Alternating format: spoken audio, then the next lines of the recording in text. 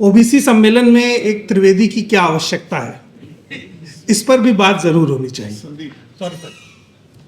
बात इसलिए होनी चाहिए कि ये समस्या जिसे जातिवाद कहा जा रहा है, इसके मूल में क्या है और इस समस्या को पैदा किन लोगों ने किया है।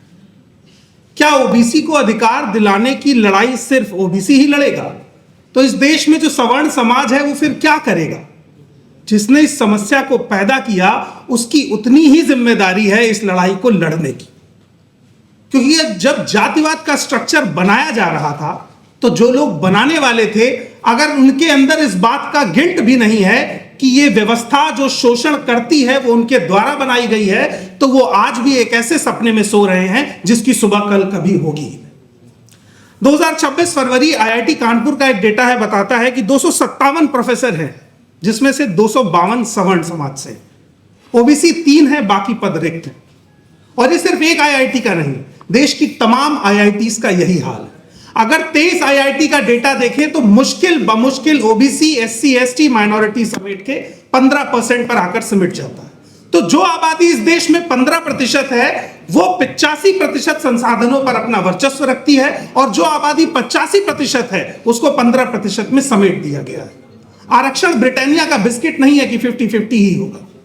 जब आबादी 63% है ओबीसी और ईबीसी की जोड़कर 80 करोड़ से ज्यादा, और 100 करोड़ से अधिक आबादी ओबीसी, एससी, एसटी, माइनॉरिटी की है, तो ऐसा कौन सा कैप है जो किसी भी सीजन में उतरेगा? उस कैप को उतारने की शुरुआत भी संवैधानिक तरीके से की जानी चाहिए। पिछले कई वर्षों में जब रिजर्वेशन का कैप हटाने को लेकर डिबेट हुई तो किसी मेन स्ट्रीम टीवी मीडिया पर कोई डिबेट ऑर्गेनाइज नहीं की, लेकिन 7 दिन पहले आरक्षण हटाओ मूवमेंट शुरू होता है और हर मेन स्ट्रीम मीडिया के टीवी चैनल पर आरक्षण को हटाने की एक नई बहस शुरू कर दी जाती है, जिसमें यह बताया जाता है कि आरक्षण तो आर्थिक आधार पर था। इसका जवाब यह है कि जब किसी की मूंछ कटवाई जाती है तो क्या जेब में बैलेंस देख के कटवाई जाती है? आप जब किसी की मूंछ काटते हैं तो गरीब की मूंछ भी आती है और अमीर की मूंछ भी आती है। उस प्राइड के खिलाफ लड़ाई है, जो अनसर्टेन प्राइड आप अपनी जेब में रखकर बैठे हैं। और अभी तो ये लड़ाई सरकारी नौकरी, संवैधानिक तरीके से संसद के भीतर ओबीसी रिजर्वेशन की है। एक और बड़ा सेक्टर है इस देश में जिसको रिलीजियस इकोनॉमी कहते हैं। आप लोग दंग रह जाएंगे, 9 लाख करोड़ रुपए की इकोनॉमी है देश के टॉप 15 मंदिरों की, और 4000 किलो सोना है। क्यों इस देश में चारों शंकराचार्य सवर्ण समाज के बनेंगे? एक ओबीसी होगा, एक एससी होगा, एक एसटी होगा, उसके बाद तय किया जाएगा कि रिजर्वेशन किस आधार पर होना चाहिए। देश के हर बड़े मंदिर में जो पुजारी होंगे वो भी ओबीसी, एससी, एसटी समाज से आएंगे। मुख्यमंत्री से बड़ा तो पद नहीं होता ना किसी राज्य में। अखिलेश यादव के मंदिर जाने के बाद जब मंदिर धोया गया था तो वो आर्थिक आधार पर नहीं धोया गया था, उसके पीछे साजिश सामाजिक थी। जब कथा पढ़ने वाले एक यादव को उत्तर प्रदेश में पीटा गया था तो आर्थिक आधार पर नहीं पीटा गया था। हमें और आपको इस बात को समझना पड़ेगा कि आरक्षण की लड़ाई अगर ओबीसी और एससी, एसटी समाज के लिए है तो इसमें ब्राह्मण समाज को भी अपनी आहुति देनी होगी, क्योंकि इस समस्या की जड़ में वो रहे हैं। 2000 साल के शोषण के लिए अगर 50 साल माफी मांगनी पड़े तो भी माफी पूरी नहीं है।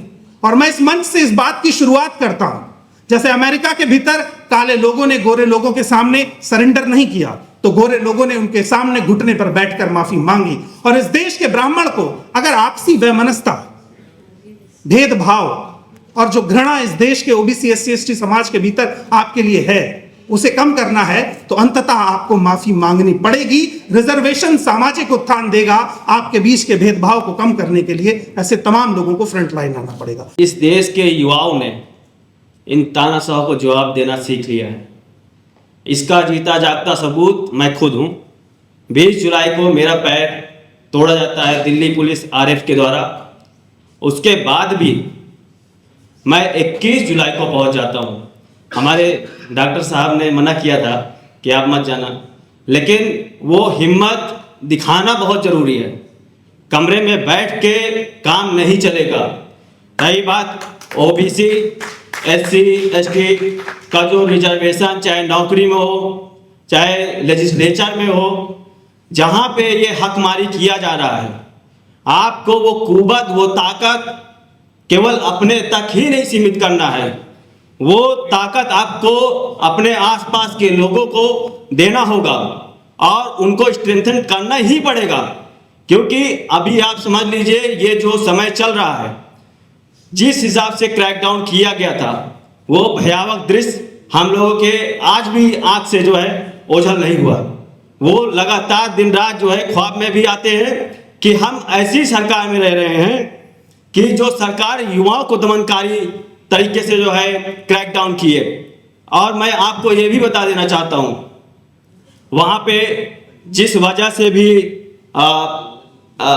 कई लोगों को मतभेद रहा है कॉकरोच जनता पार्टी में, नो डाउट, लेकिन वहाँ पे जो छात्र उतरे उनसे किसी से मतभेद नहीं रहा होगा।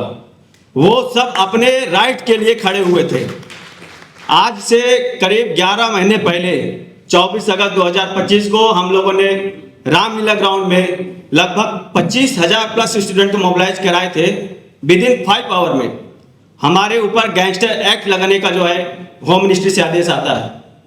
तो आप समझ लीजिए, इस देश का युवा अगर अपने हक और अधिकार की लड़ाई करेगा तो उसका इसी तरह पैर तोड़ा जाएगा। लेकिन उन हुक्मरानों को भी ये सुन लेना चाहिए इस मीडिया के प्लेटफॉर्म के माध्यम से कि अगर आप एक पैर तोड़ोगे तो करोड़ों पैर खड़े हो जाएंगे। इस बात को आपको समझना ही होगा। दूसरी बात, मैं खुद का एक्सपीरियंस आपको बताना चाहता हूं। हम पढ़ते हैं प्रियम्बल में, we the people of India having solemnly resolve constitute India into sovereign socialist secular democratic and republic and to secure all its citizens justice liberty equality fraternity. We the people of India इस देश की ताकत है। उस ताकत को मैंने जंतर मंतर में महसूस किया है, 20 जुलाई को मैंने महसूस किया है। और इस देश के युवाओं ने ये ठान लिया है कि कोई आवाज बने या ना बने, हम अपने हक के लिए किसी भी हद तक जाएंगे, क्योंकि ये हमारी हकमारी किया जा रहा है। ये जो एम्प्लॉयमेंट, जिस हिसाब से बेरोजगारी बढ़ चुकी है इस सरकार में, और जो नीतियां, जो क्रैकडाउन किया जा रहा है ओबीसी SC ST का जो रीढ़ की हड्डी तोड़ी जा रही है, एम्प्लॉयमेंट न देकर, एम्प्लॉयमेंट जनरेट एम्प्लॉयमेंट का आपका हकमारी भी मार के, तो आप सभी लोग बहुत बुद्धिजीवी हैं, मैं उसमें ज़्यादा नहीं बोल सकता हूँ। आप लोग अपने आसपास के जो युवा हैं उनको स्ट्रेंथन करिए, उनको समझाइए, उनको मजबूत करिए। आज जो स्थिति है कि हर एक युवा को खड़ा होना पड़ेगा, हर एक युवा को अपना खुद लीड करना पड़ेगा। ये ऐसे जो सरकार चल रही है, जिस हिसाब से UGC मसले में हमारे संदीप सर से बहुत बात हुई है, हम लोगों ने बहुत प्रयास किया कि UGC में जो चल रहा है वो कितना है, मतलब जिस हिसाब से खुलेआम जो है इनजस्टिस किया जा रहा है उसको वापस कर दिया गया। तो इस देश के जो बहुसंख्यक समाज है उसको बहुत जागने की जरूरत है कि आपको किस तरह तोड़ा जाएगा।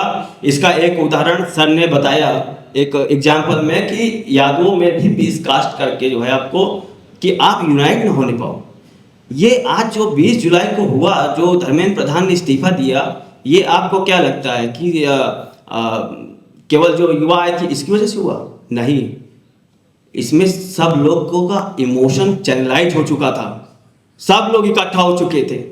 जिस हिसाब से लोकतंत्र को खत्म किया 20 जुलाई को, वो जीता जागता उदाहरण था। जिस तरह बच्चों को पीटा जा रहा था, लाठी से जो है मार दिया जा रहा, सर फट जा रहा था, लेकिन उन बच्चों के हौसले का भी जो है आप सलाम करिए कि वो 21 जुलाई को पहुंच जा रहे हैं। ये बहुत बड़ी जागरूकता दिखाई दे रही है कि आज भी लोगों के अंदर भगत सिंह, राजगुरु, सुखदेव, सुभाष चंद्र बोस, महात्मा गांधी, डॉक्टर भीमराव अम्बेडकर का जो विचार है उसको 20 जुलाई को जिया गया, उससे पहले भी लोग जिए। तो ये देश के युवाओं ने उसको जिया है। ये इससे ज़्यादा मैं कुछ नहीं कहूँगा।